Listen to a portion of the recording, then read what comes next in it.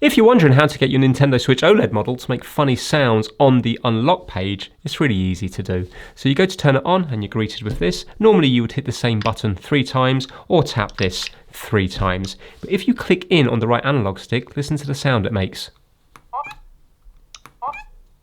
And if you do the left analog stick, and if you do the ZR up here, the right trigger,